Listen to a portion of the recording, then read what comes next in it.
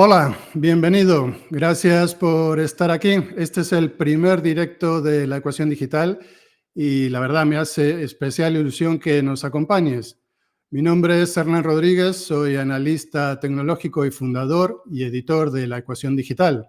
Si todavía no nos conoces, la ecuación digital es un espacio donde hablamos de tecnología empresarial con sentido, sin ruidos, sin exageraciones, sin caer en lo fácil. Solo información, contenidos y conversaciones con personas que tienen algo que decir y que lo dicen con claridad. La tecnología avanza sin parar a un ritmo jamás visto. Está en todas partes, en cómo trabajamos, cómo nos movemos, cómo nos comunicamos, pero entre tanto cambio a veces cuesta distinguir lo importante de lo accesorio. Cuesta entender qué está pasando de verdad. Por eso nace este espacio, para hacer una pausa, mirar con atención y conversar con profesionales con conocimiento profundo y criterio, sin prisas, sin ruido, con la idea de escuchar, aprender y dar contexto. Hoy empezamos con las telecomunicaciones, un sector clave, estructural, que en España, en Europa y en todo el mundo está atravesando una transformación profunda. Consolidaciones, nuevas dinámicas de mercado, modelos de red que se reinventan. Todo esto ocurre mientras las redes siguen siendo la base invisible pero esencial de lo digital. Sin conectividad no hay nube, no hay inteligencia artificial, no hay datos que fluyan. Lo que está en juego no es solo la infraestructura, es el modelo de negocio y el papel estratégico del sector en la economía digital. Y al mismo tiempo, en escenarios como el Mobile World Congress, se asoman las próximas grandes apuestas, redes más inteligentes, más abiertas, más sostenibles. Para entender cómo convergen estos dos planos, el presente y el futuro cercano, vamos a partir de un documento que ayuda a ver el bosque detrás de los árboles, el barómetro Telco Q4 2024 de NAE. Un informe que no solo recoge datos, sino que explica movimientos de fondo que a veces pasan desapercibidos. Y para hablar de todo esto, hoy nos acompaña alguien que conoce muy bien el terreno. Joaquín Guerrero, bienvenido. Muchas gracias por acompañarnos hoy en La Cuestión Digital. Hola Hernán, muchas gracias por invitarme y gracias por la presentación. Joaquín Guerrero es director de NAE, una consultora especializada en telecomunicaciones con más de 20 años de experiencia en el sector. Joaquín ha estado muy cerca de las transformaciones claves en los últimos años y lo sé muy bien porque he estado muy pendiente de todo lo que publica y comenta en redes y tiene una mirada clara, directa y muy útil para entender lo que está pasando. Así que si te interesa saber hacia dónde va el sector telco y qué implicaciones puede tener esto para tu negocio, tus decisiones o simplemente por tu curiosidad profesional, quédate con nosotros. Joaquín, empecemos, si te parece bien, por el contexto general. ¿En qué momento dirías que se encuentra el sector telco en España y cuáles son las claves que definen la situación actual en España? Ok, Hernán, pues muchas gracias. Trataré de ser breve. La industria telco en España, como en buena parte del mundo, pero fundamentalmente en Europa, pues está en un punto clave de lo que podría ser su transformación, ¿no? Estamos viendo distintos tipos de movimientos y distintas posibilidades que se ofrecen en el mercado. Y mientras que vemos también cómo, de alguna forma, pues la infraestructura digital, como tú has dicho antes, es cada vez más clave. En este momento tiene, pues directamente, ¿no?, la categoría de una infraestructura crítica, ¿no? Y eso es algo que también de lo que cada vez somos más conscientes. Y por otra parte vemos que las compañías que construyen y operan esa infraestructura digital y que prestan servicios digitales sobre ellas, pues están lejos de estar felices, ¿no?, con el modelo de negocio actual que están ejecutando. Podríamos discutir cuánta de esa felicidad es más añoranza o cuánta es realismo, ¿no? Pero lo cierto es que no están contentas, ¿no? Y eso nos está llevando a una situación clara de transformación, ¿no?, que no es ajena, pues también a la inestabilidad geopolítica, ¿no?, también en la que estamos implicados. De todas formas, si tú me pidieras que lo resumiese en una sola palabra, la palabra sería consolidación, ¿vale? Lo acabamos de ver, pues con la creación de MásHoras, ¿no?, este titán, ¿no?, de nuestro mercado, ¿no?, que es claramente un acto de consolidación. Y puedo citar, pues, directamente al Seteleco, ¿no?, al secretario de Estado, a Antonio Hernando, ¿no?, que el otro día en un evento mencionó varias veces, de motu propio, la palabra consolidación, ¿no?, o incluso a Emilio Gallo, ¿no?, el flamante consejero delegado de Telefónica, que también habló de consolidación ayer mismo, ¿no?, refiriéndose a los 3 mercados europeos, ¿no?, en los que Telefónica está presente. ¿Cómo va a evolucionar? ¿En qué significa? ¿Cómo se declina exactamente? Bueno, pues es precisamente, ¿no?, lo que tenemos que tratar de averiguar, ¿no?, en los próximos meses y probablemente años. Pues estamos, como tú dices, en una, bueno, no sé si desaceleración en algunos aspectos, quizás sí. Me parece quizás en inversión, ahora lo comentamos. Estamos en una etapa de consolidación, reconfiguración. O sea, el sector lleva ya un tiempo en transformación, pero da la sensación también que no termina de arrancar, de ser fuerte esta transformación, ¿no? ¿Qué dirección ves tú que está tomando el sector? Y ¿cuáles son las señales más claras de que estás viendo en esta transformación y por qué no se impulsa más rápidamente? Ok, hay múltiples barreras de entrada, ¿no?, que dificultan cualquier tipo de transformación. La primera, y no menor, es que, como hemos dicho, estamos hablando de una infraestructura crítica y eso requiere siempre prudencia, ¿no? Además, los negocios de infraestructuras, como lo son las telecomunicaciones, al menos la construcción de la infraestructura, tienen barreras muy altas, hay que invertir mucho y eso también, de alguna forma, pues dificulta la llegada de jugadores nuevos, ¿no? Y luego está pues también la tendencia que los distintos gobiernos en un sector fuertemente regulado pues tienen también a ser muy conservadores. Y eso va por los gobiernos nacionales, por el gobierno de España en este caso, pero también por la Unión Europea, ¿no? Que es un actor muy relevante. Eso, desde luego, lo que no facilita son los cambios rápidos, ¿no? Y ahora todo el sector, de hecho, apuesta por un cambio, ¿no?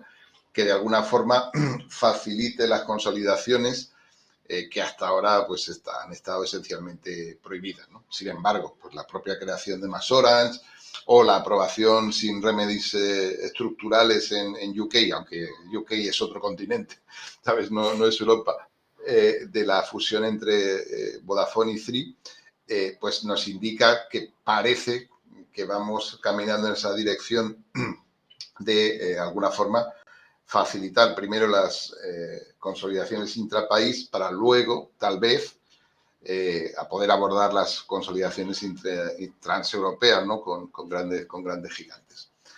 Esto es difícil. Sigue siendo un reclamo de las operadoras, ¿no? Sí, Lo sí. comentamos antes, Mark Murtra en la inauguración del Mobile este año volvió a repetir un poco el discurso de años anteriores de Álvarez Pallete, el de la fragmentación, el de la regulación como barreras a la competitividad y a la inversión, que ha dicho que es como con estas normativas es como jugar al fútbol con una mano atada a la espalda. Entonces, Exactamente, eso es. desde tu perspectiva, ¿qué cambios regulatorios, aunque los conocemos, pero para profundizar un poco en ellos, qué cambios regulatorios son necesarios ya para que las operadoras puedan competir en igualdad de condiciones? Es una cuestión de un balance muy delicado, y que no es fácil de alcanzar. A mí me gusta ver la historia de una manera ligeramente distinta, ¿no? A como la ven los CEOs de los grandes operadores, que evidentemente son los actores principales y tienen que jugar su partido, ¿no? Pero yo creo que sí hay cosas muy positivas en el modelo europeo de hacer las cosas.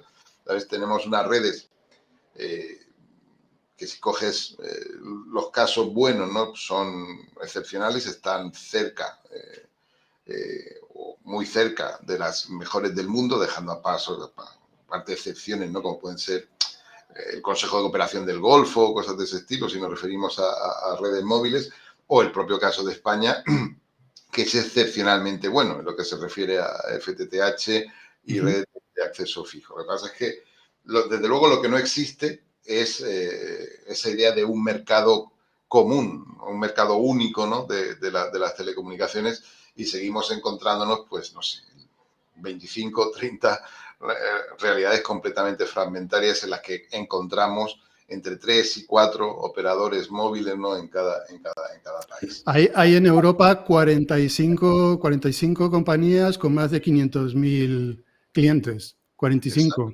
Exacto. Eso es. Siempre cuando eso lo llevas a China o a Estados Unidos, pues claro, las diferencias de escala son palmarias. Pero aún así, con todo este ruido, con todo este caos, ya te digo que hemos conseguido un modelo en Europa con una calidad muy alta por lo general, no uniforme, desde luego, eso sí que es cierto, y también muy accesible y a unos precios muy contenidos que facilitan también la equidad en el acceso a las redes, ¿no? Que eso es algo que creo que no se valora lo suficiente, ¿no? En tanto en cuanto la infraestructura digital es una herramienta para desarrollar la sociedad, que sea también accesible de manera ecuánime, igualitaria, es también un valor muy importante, ¿no? Que nos permite desarrollar, al menos en teoría, ¿no? Y eso es algo que tendremos que ver, ¿no? Pues sociedades más ecuánimes, ¿no? Más igualitarias en ese sentido. Eso es parte del modelo europeo, pero, insisto, no hay un mercado único europeo y debería existir.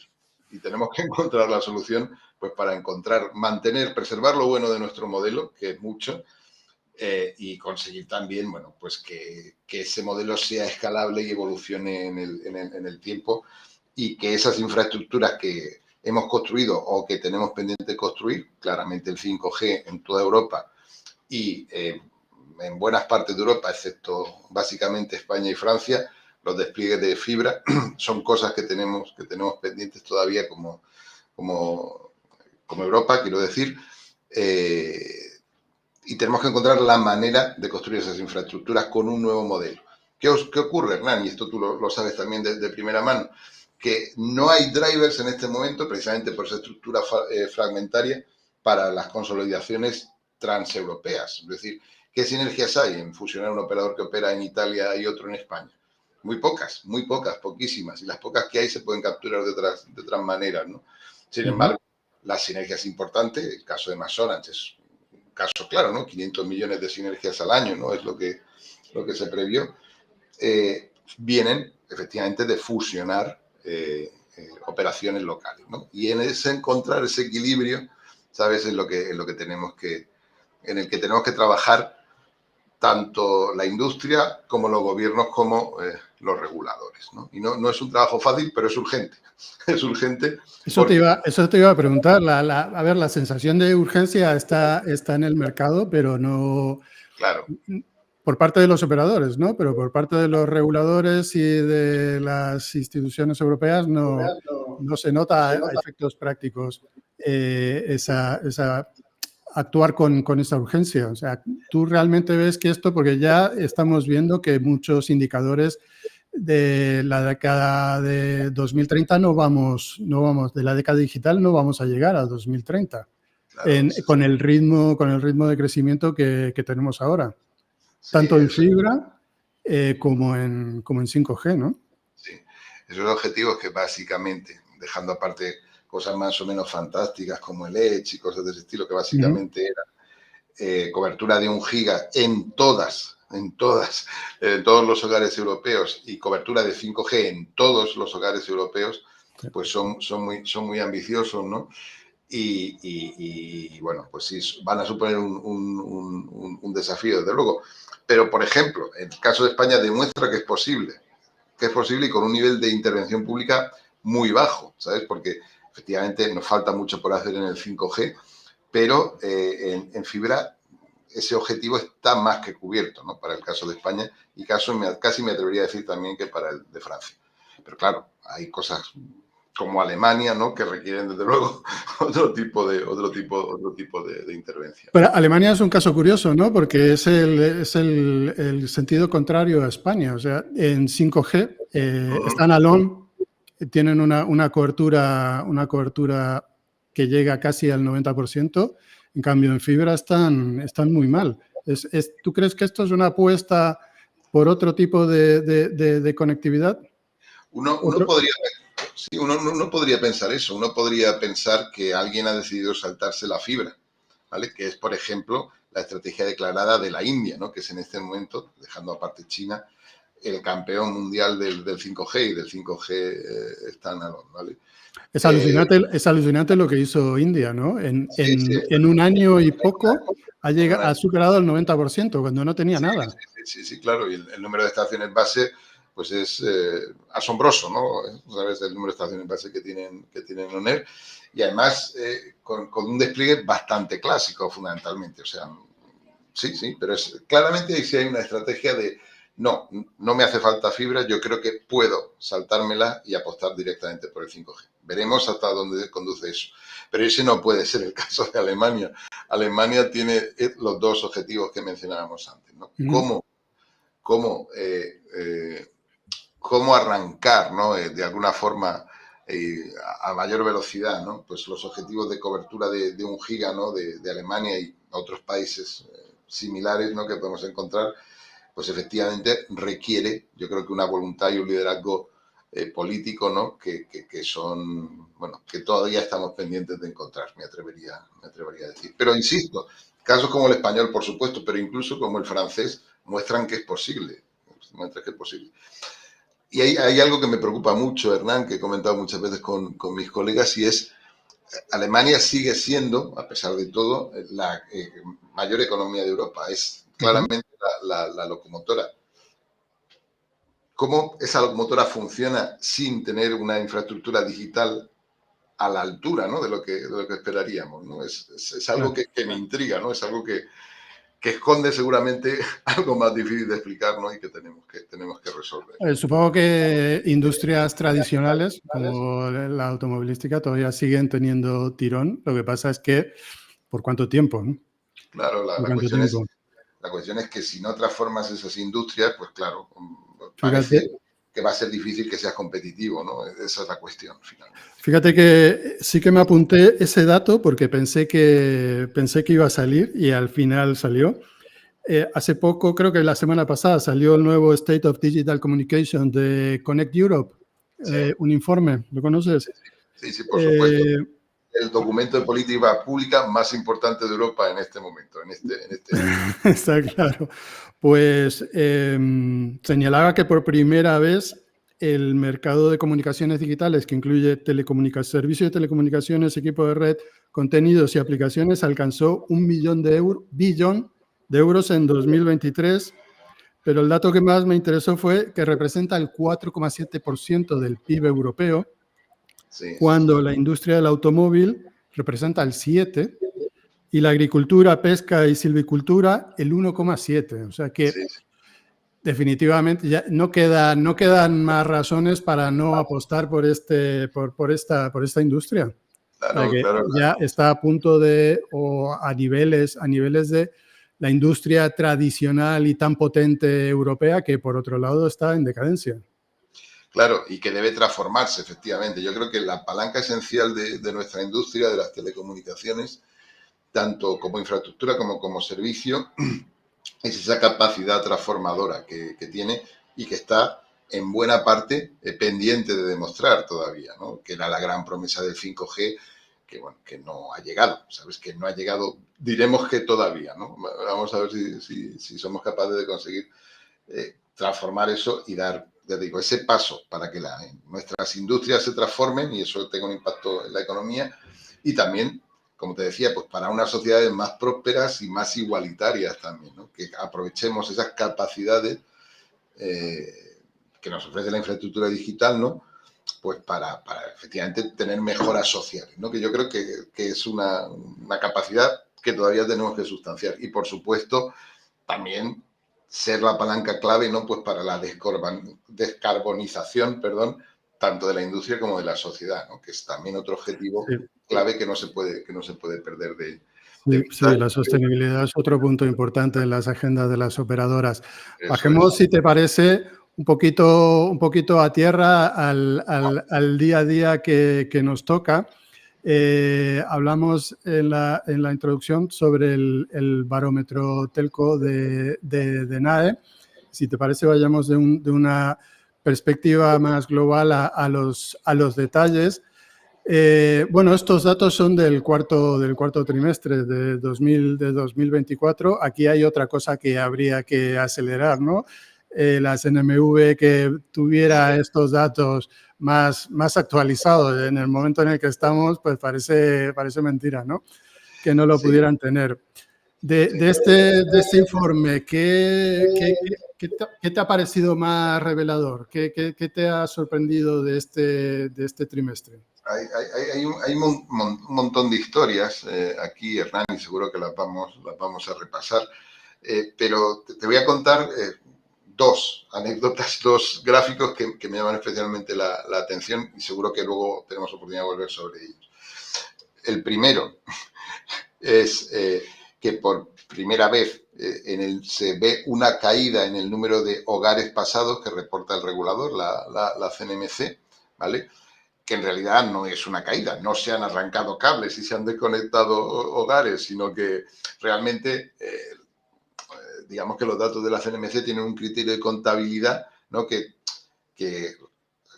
al final no son lo que parecen que son otra cosa que tú tienes que entender, ¿no? Es que el Entonces, gráfico llama la atención. A eso ver si es. lo podemos enseñar. Ok. Eh, Mira, lo Está en tengo. datos trimestrales, creo que es la primera de datos trimestrales.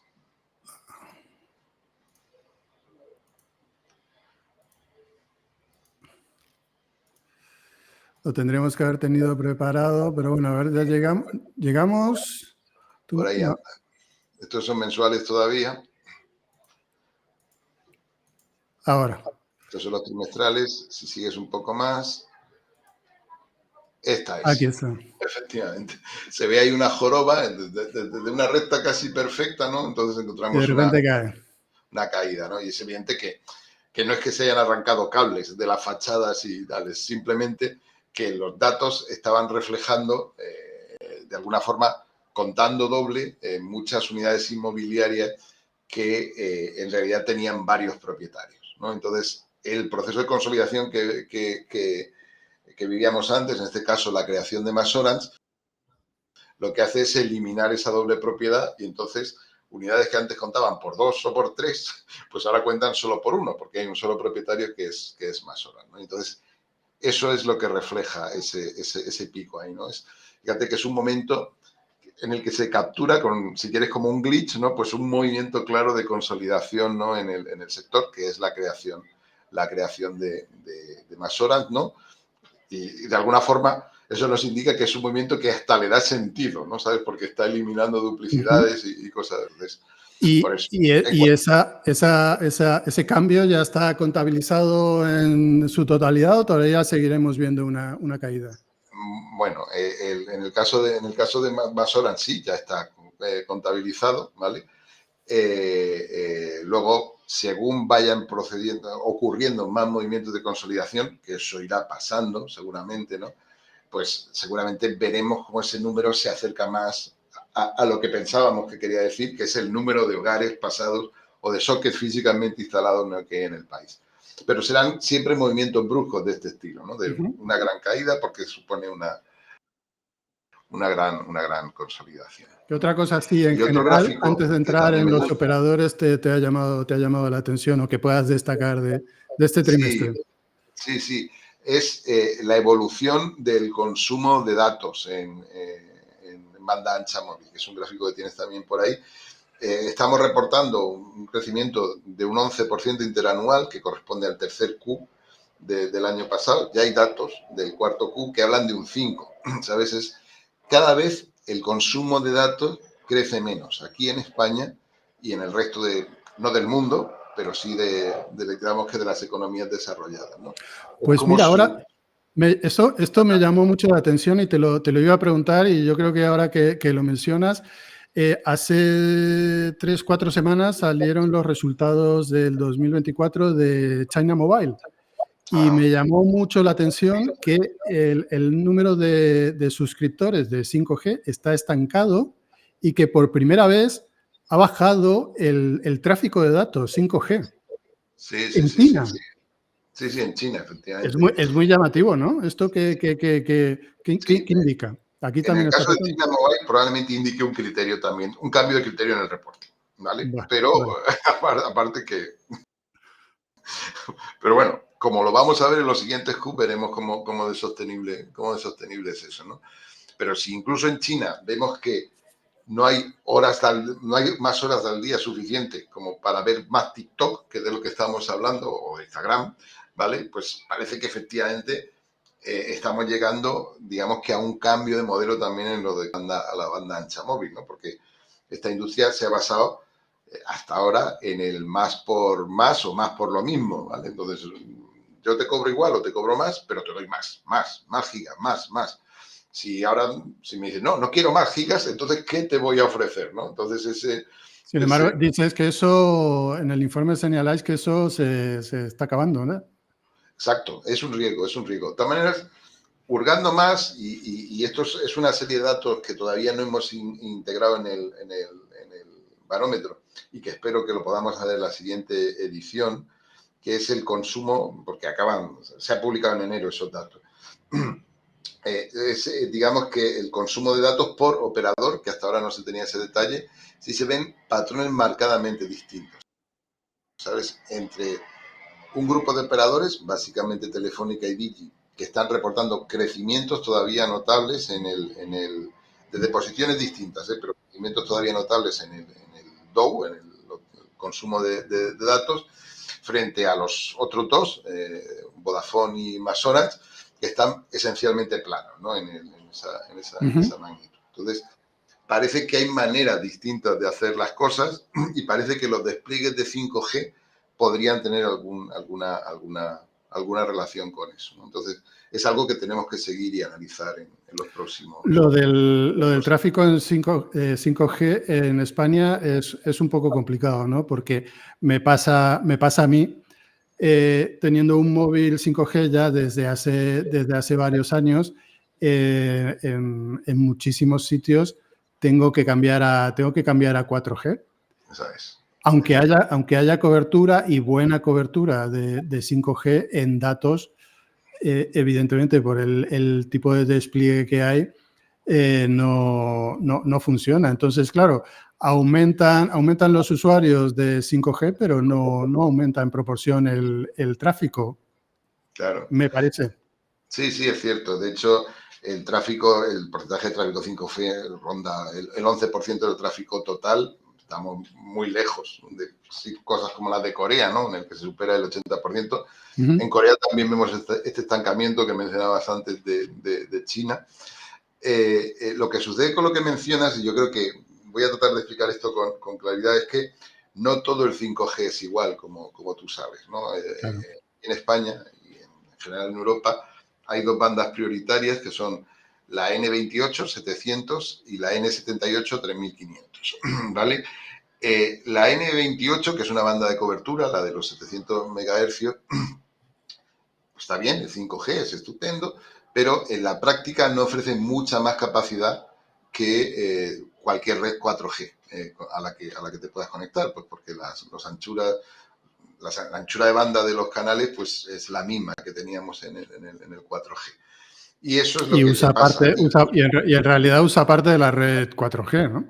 Sí, esencialmente sí. De hecho, está directamente superpuesta a la red 4G. Que tú ves 5G en tu móvil es N28, que es lo normal porque es la banda que mayor cobertura tiene de 5G, y es, al menos en velocidad de descarga, en otras cosas no, pero al menos en velocidad de descarga, puede llegar a ser incluso inferior a un 4G Plus con Carrier Aggregation, porque tiene más ancho de banda. Entonces, eso se percibe. Tú lo percibes, yo lo percibo, y creo que mucha gente más lo percibe.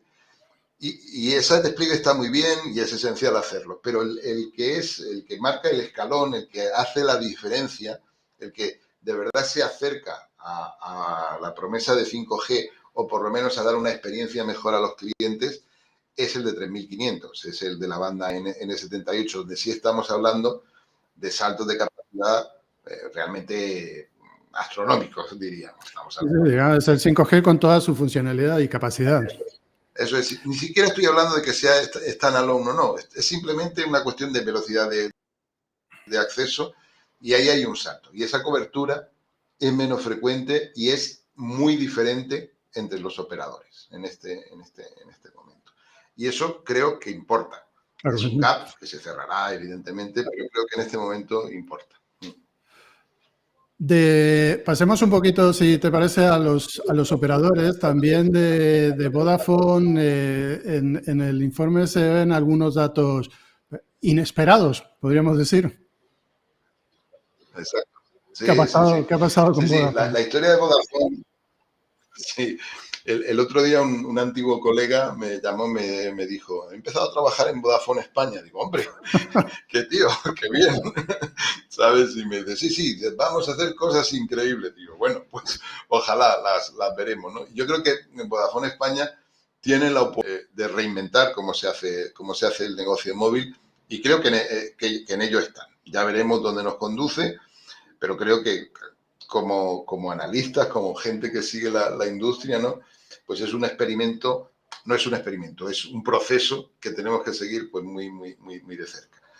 Efectivamente, de lo que más nos ha llamado la atención es que Vodafone, después de muchos años, Vodafone España ha conseguido detener la pérdida de clientes fijos, ¿no? Que era de su oferta, pues era probablemente el flanco más débil, ¿no?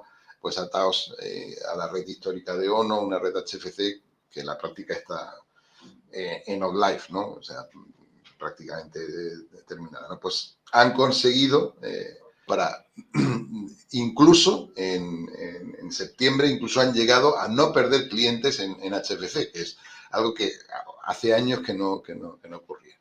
¿Cómo lo están haciendo? Bueno, pues los datos no nos dejan ver cómo lo están haciendo. ¿Hasta qué punto es importante la palanca del precio? Pues no podemos saberlo con los datos que tenemos todavía, ¿no? Pero bueno, seguro que juega algún papel porque el precio es el decisor principal, ¿no? A la hora de O sea, que contratar. no sabemos si es una estrategia bien definida o algo insólito para un periodo. No, es una estrategia. De hecho, si tú repasas las declaraciones de José Miguel García, el CEO de Vodafone España, ese era su objetivo, detener la pérdida de clientes, tanto en fijo como en móvil. Lo ha repetido tantas veces como ha dado una entrevista. Y lo está consiguiendo, ¿no? O, ¿sabes? La cuestión es cómo lo está haciendo, ¿no? Porque hacerlo... Sí, a eso me refería. Eso es.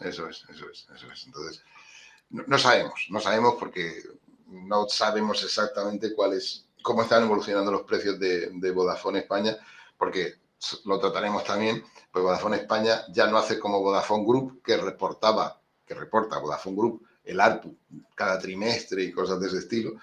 Pues eso ya no se sabe. Entonces, podemos estimarlo y tal, pero bueno, no tenemos. Pues a ver si se pasa por aquí, por la Ecuación Digital y nos lo cuenta un día. Sería estupendo. Estaría bien. Vamos a intentarlo. El objetivo es hacer cosas increíbles y seguramente lo conseguirán, efectivamente. Por otro lado, tanto Vodafone como Digi son los operadores que más están creciendo. Sí. El caso... Telefónica, perdón, ha crecido, ha captado más clientes que en los últimos años, ¿no? Exacto. Este verano, el verano 2024, ha sido absolutamente excepcional para Telefónica. Absolutamente excepcional. Con unas cifras de captación, tanto móvil como fijas, pues inéditas, las mejores en 5 años, y unas cifras de portabilidad que son, de alguna manera, no diré menos volátiles, pero digamos que más seguibles mes a mes, también absolutamente extraordinarias, ¿no?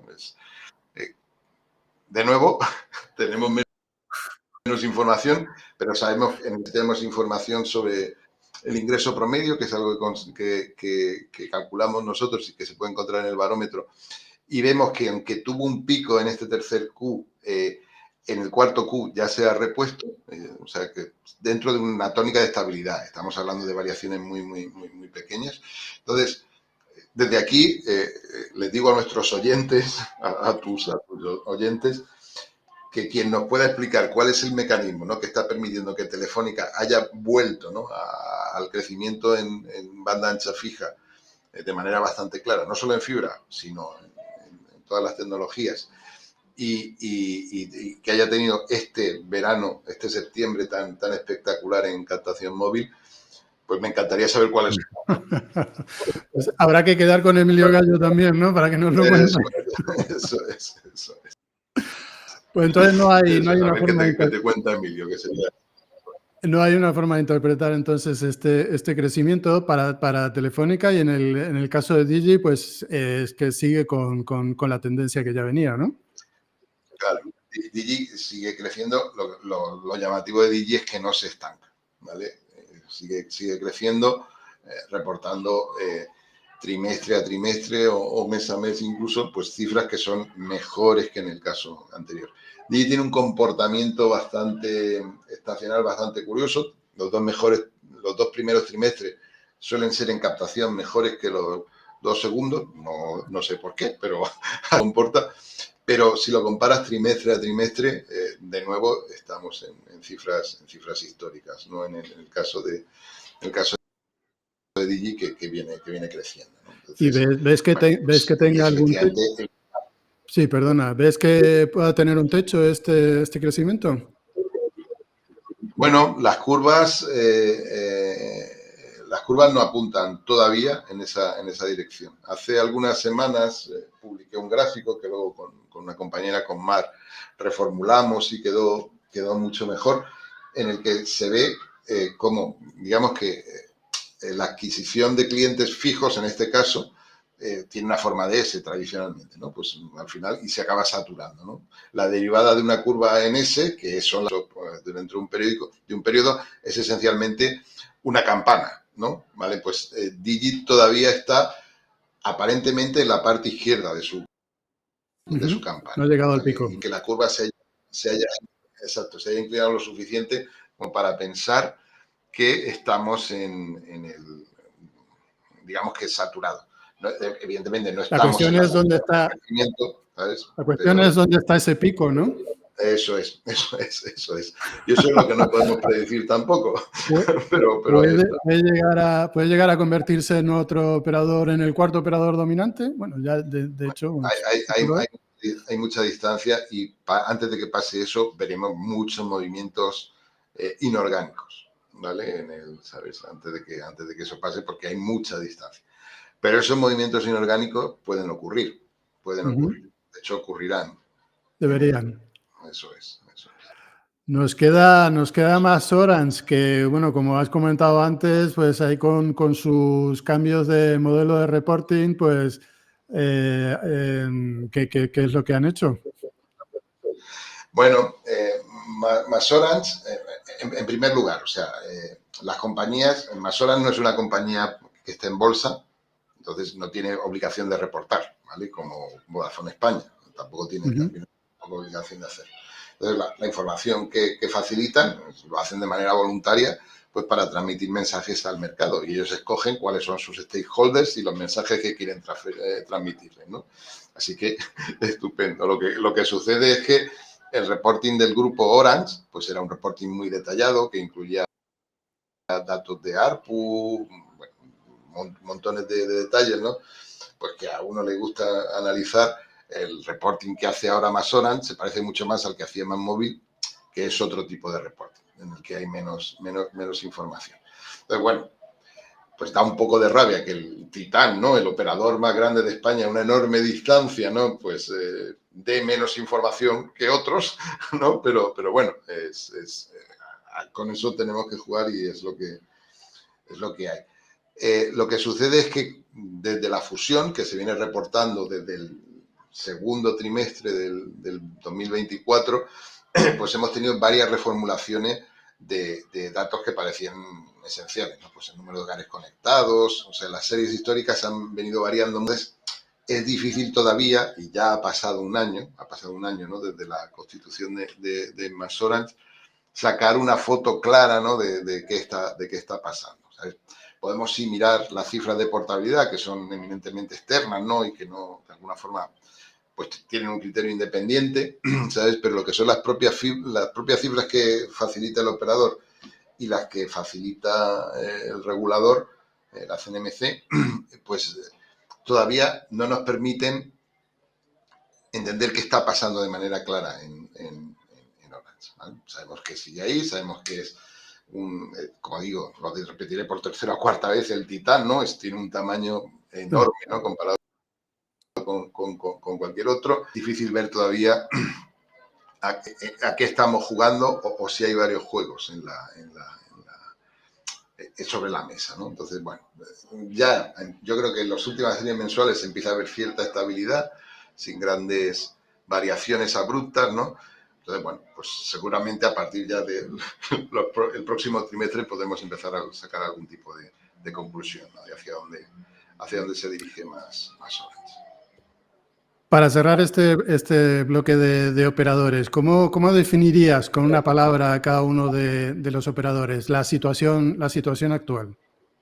Bueno, ya te digo que todo es transformador. Muchos que están tratando de jugar su juego, ¿no? Si quieres, empezando por más horas es el Titán, y entonces, pues, tienen que acostumbrarse a lo que eso significa, ¿no? ¿Sabes? O sea, claramente, ¿no? Hay 7 millones de clientes de diferencia, ¿no? Entre MasOrange Sí, y Telefónica. exacto, sí, Son muchos. es mucho, es mucho, es mucho. Y más ahora, bueno, ha sacado, por ejemplo, de su reporting los clientes machine to machine, es decir, es mucha diferencia, es mucha diferencia. Más horas el Titán, Telefónica si quieres, Prometeo desencadenado, ¿no? Otro titán, ¿no? Porque ahora tiene ¿sabes? La sensación de que puede jugar con otras reglas distintas a las que podía jugar hasta ahora, pues citando a Gallo o incluso al secretario de Estado hace unos minutos. Vodafone va a hacer cosas increíbles. Vamos a ver cómo se transforma, qué es ser un operador de telecomunicaciones en el futuro. Muchas de esas claves están en Vodafone España. Es ser un acerco, es qué hacer con la infraestructura. Todas esas preguntas se están respondiendo ahí. Y Digelo, si quieres, absolutamente clásico y absolutamente vertical, pues es el defiant, ¿no? El adversario, ¿no? El de libro, ¿no? Alguien sabe que va a ganar todos los partidos, ¿no? O al menos intentarlo, ¿no? Entonces, bueno. Y luego tenemos, más allá de los operadores móviles, pues tenemos también una pléyade, ¿no? De operadores locales, ¿no? Más pequeños o MV, ¿no? Que también tienen que jugar su partido y que también son muy interesantes. Y en un mercado como el español también tenemos estos jugadores de pura infraestructura, ¿no? Que sabes que también forman parte y son esenciales, ¿no? En este mercado, ¿no? Es un poco complejo, ¿no? Pero ya os digo, es el mercado más sofisticado del mundo y yo creo que eso está bien, es interesante. Comentaste antes que el modelo de más por más se ha terminado, o sea, que ha dejado de funcionar ya como antes. Yo creo que, bueno, esta no es una pregunta fácil y además es la que sobrevuela en cualquier reunión o eventos de operadores o del sector. ¿Está preparado el sector para monetizar de otro modo? Realmente, adelantándome un poco a tu pregunta, a tu respuesta quizás, ¿cuándo va a empezar a monetizar 5G? Sí, no hay una buena respuesta, no hay una respuesta sencilla para eso. De hecho, si tú quieres contar la historia de 5G, ¿no? Pues hace algunas semanas, ¿no? Se vivía ahí en LinkedIn, ¿no? Una disputa, ¿no? Acerca de un artículo o un vídeo que publicó Business Insider, si no recuerdo mal, ¿no? Acerca de que 5G era todo mentira, ¿no? Entonces, todo mentira, no, ¿sabes? Entonces, lo cierto es que después de estos años, son más de 5 años, ¿no?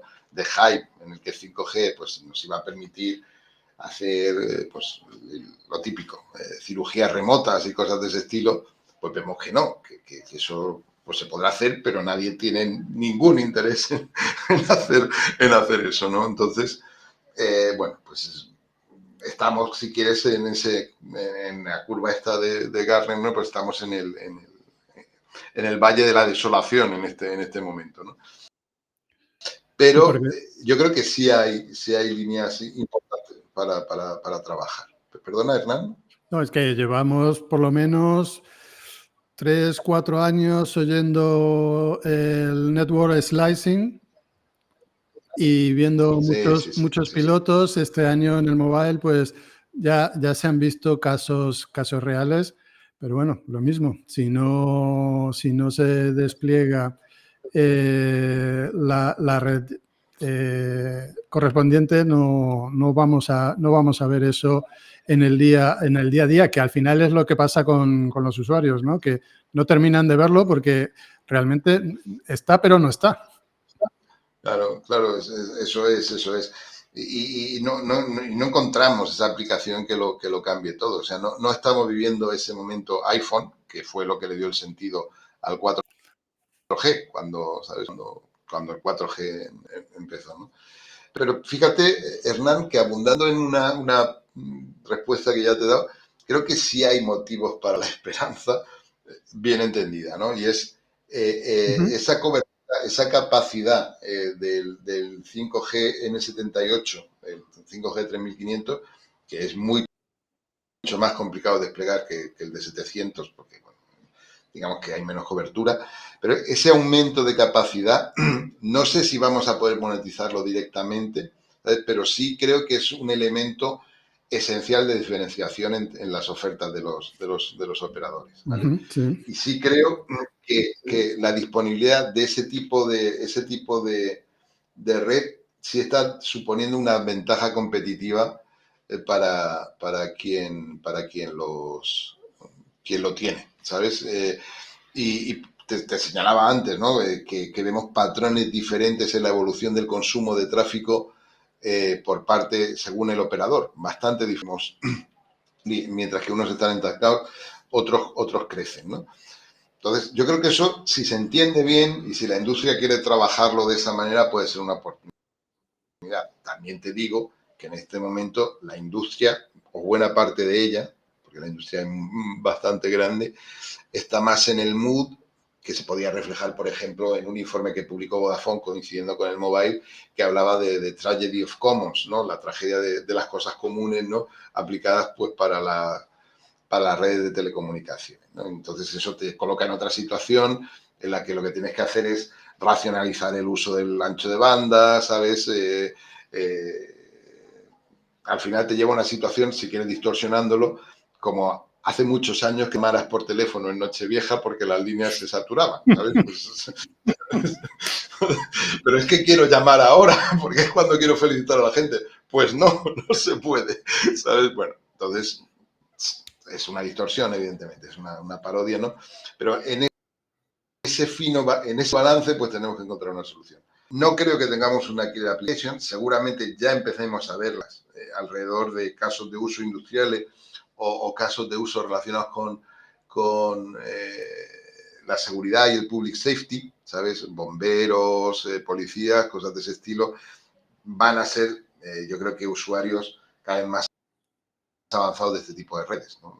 Y lo estamos viendo, tenemos proyectos donde sí estamos detectando movimiento. Pero para el gran público, yo creo que el reto y la oportunidad que tiene la industria es seguir ofreciendo ancho de banda de manera lo más eficiente posible. Independientemente de que los modelos de negocio con los productores de ese contenido, ¿sabes? Se puedan renegociar o se puedan ajustar de cualquier manera. Yo creo que tenemos las herramientas y la capacidad pues para seguir, si quieres, estirando ese más por más. O si no, tendremos que enfrentarnos a una situación a la que no sabemos jugar, que es, si no te puedo ofrecer más, ¿qué te puedo dar?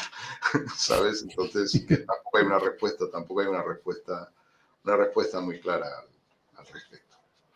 Yo creo que también en este sentido la industria es un sector que va a tirar o que está esperando más que el usuario particular que realmente empiece a funcionar el 5G. Es que, por otro lado, lo que llamamos industria 4.0 depende mucho del 5G en cuanto a latencia, fiabilidad. Hay muchísimo. A ver, hay muchos casos que ya dejan de ser pilotos, son desarrollos ya comerciales que están funcionando y que, bueno, se ha validado hace muchísimo tiempo el uso del 5G en estas aplicaciones industriales, ¿no?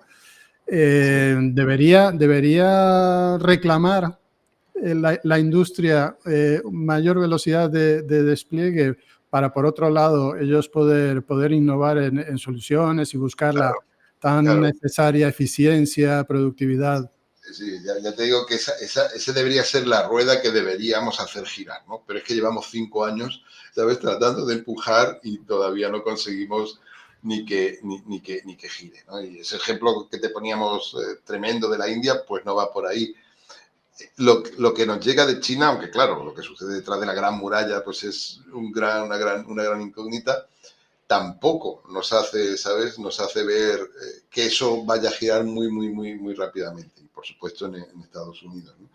Pero desde luego que no haya ocurrido no tiene que decir, no supone que no sigamos intentando, ¿no? Y ya te digo que sí hay nichos donde claramente yo veo que ya hemos llegado a ese momento, ¿no? Pues todo lo relacionado con la seguridad pública, con las emergencias.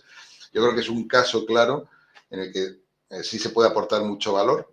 Es también muy complicado, es técnicamente muy complejo, ¿sabes? Hay escenarios de interworking con Tetra, en fin, hay de todo ahí, ¿sabes? Pero hay una aportación tan clara de valor, ¿sabes? Que eso, yo creo que por ahí es por donde va a empezar a girar la rueda y luego iremos viendo más y más cosas, sin perjuicio de que se sigan realizando soluciones, si quieres, mucho más ad hoc, ¿no? No sé.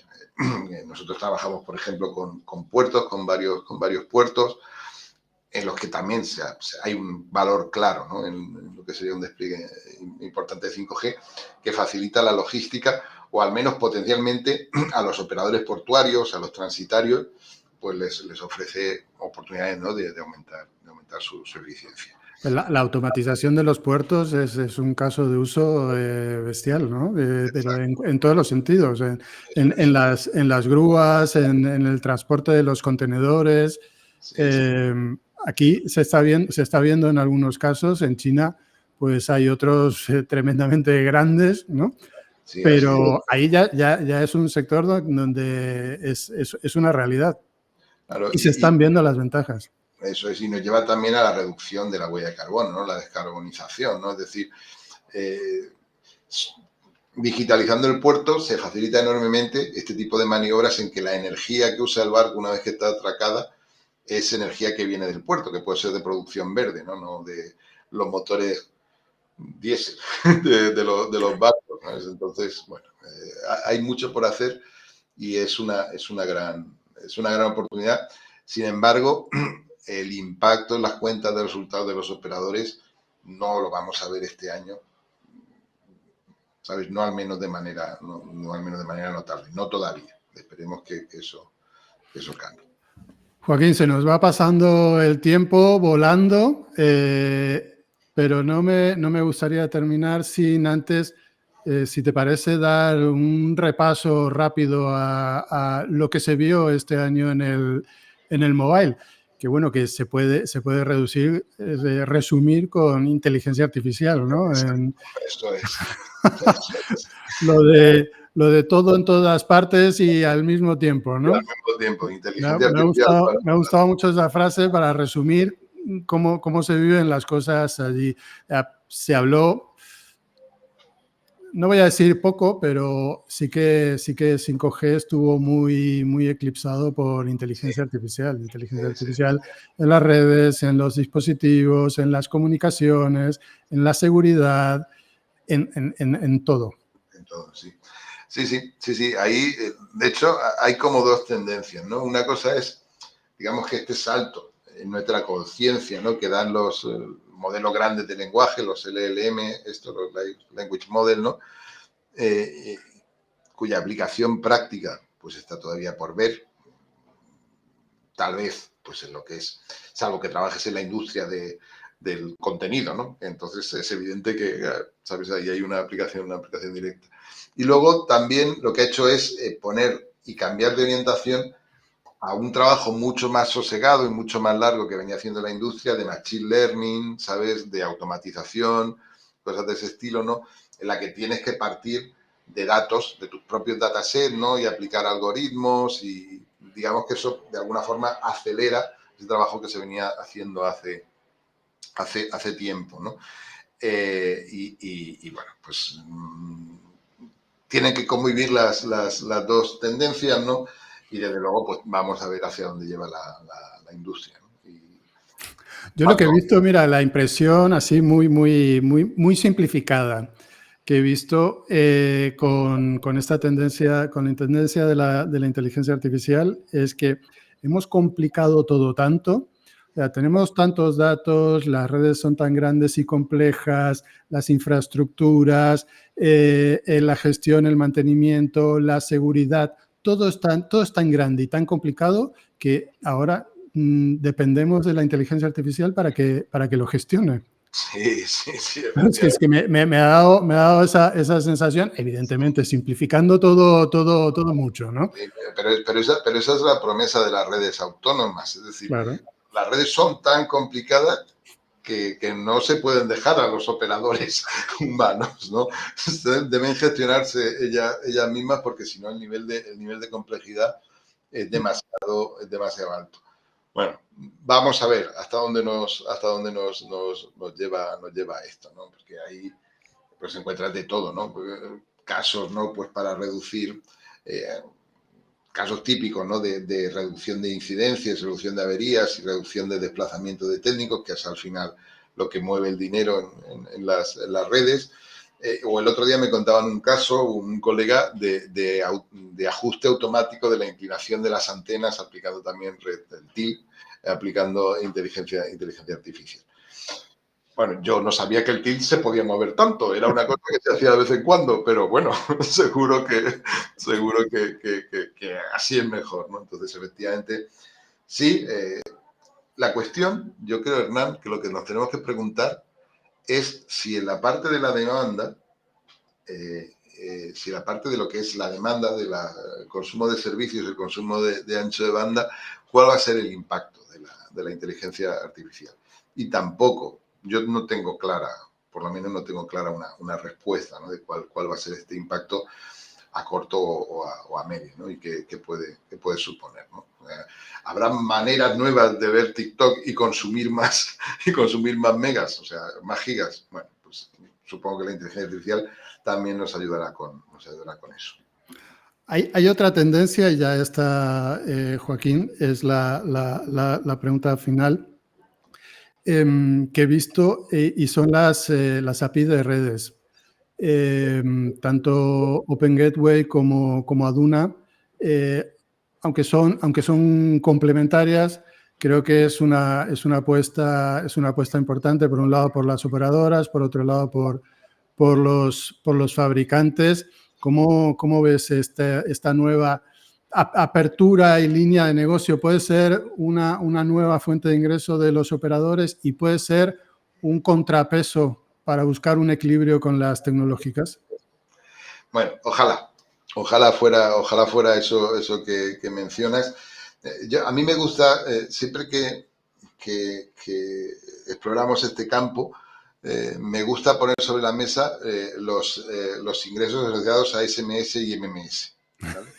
Hay ingresos ahí, ¿sabes? Y muchos, la inmensa mayoría en este momento, son machine to machine. Son esos SMS que recibes para la verificación en 2 pasos, ¿sabes? Esas cosas esos alertas que te manda tu banco y cosas de ese estilo. Ese negocio está ahí, ¿sabes? Ese negocio está ahí y es un negocio, por supuesto, extraordinariamente rentable. Pero es un negocio muy pequeño.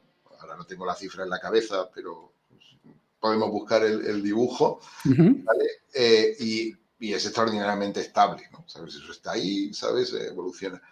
Esto de los APIs, en buena parte, salvo que hay un cambio transformacional, se solapa con eso. Fíjate que los APIs primeros que se han puesto en marcha son precisamente asociados a la gestión de la identidad y el antifraude, ¿sabes? Sí, el SIM swap y cosas de ese estilo. Los de Aduna, sí, los de Aduna yo tengo, sí, exactamente. O todo esto de la verificación en 2 fases, ¿no? Entonces, bueno, eso nos puede hacer pensar el tamaño del mercado que estamos hablando. Puede ser un mercado saludable, puede ser un mercado rentable. No es un mercado fácil porque digamos que los grandes jugadores del software están encontrando maneras de hacer verificaciones que no dependen de los operadores, ¿vale? Pero no es un mercado transformacional, ¿sabes? No es un mercado transformacional. Pero dicho eso, ojalá haya éxito, ¿no? Y ojalá los operadores encuentren una manera, ¿sabes?, de monetizar esas capacidades de la red y de alguna forma construir de otra manera, ¿no? ¿Sabes? Porque sería un camino que si fructificara, pues iluminaría, ¿no?, otras maneras de relacionarse. Digamos que la escala del fair share, la escala de esta discusión acerca de quién debe pagar el tráfico, es muchas veces mayor que de lo que estamos hablando con los APIs. Hay el primer informe, el único que se ha publicado, de Ondia, acerca de la estimación de ese volumen, pues habla de una cantidad apreciable, varios miles de millones, a nivel mundial. Cuando eso lo empiezas a llevar pues a nivel de mercado, pues claro, pues ya está por ver, ¿no?, cuánto impacto puede tener eso. Vamos a estar muy pendientes porque yo creo que es un tema interesante y que podría llegar a ser disruptivo y cambiar el panorama del sector para las operadoras. Ojalá, sí. Bueno, pues hasta aquí esta primera conversación en directo en la ecuación digital. Joaquín, gracias por tu claridad, por los datos y sobre todo por ayudarnos a leer lo que está pasando con esa mirada pausada y bien informada que tú tienes. Ha sido un verdadero placer. Muchas gracias, Hernán, por invitarme. Nos quedamos con muchas ideas para seguir pensando el momento de redefinición que vive el sector, los movimientos de las grandes operadoras, los límites del modelo actual y también esas señales que tú nos indicas, Joaquín, que apuntan a lo que viene. Gracias también a todos vosotros que habéis estado al otro lado. Esto es solo el comienzo. La idea es seguir creando espacios como este, serenos, con criterios, sin filtros, donde podamos entender mejor la tecnología que nos rodea y que nos atraviesa. Nos vemos la semana que viene. Gracias.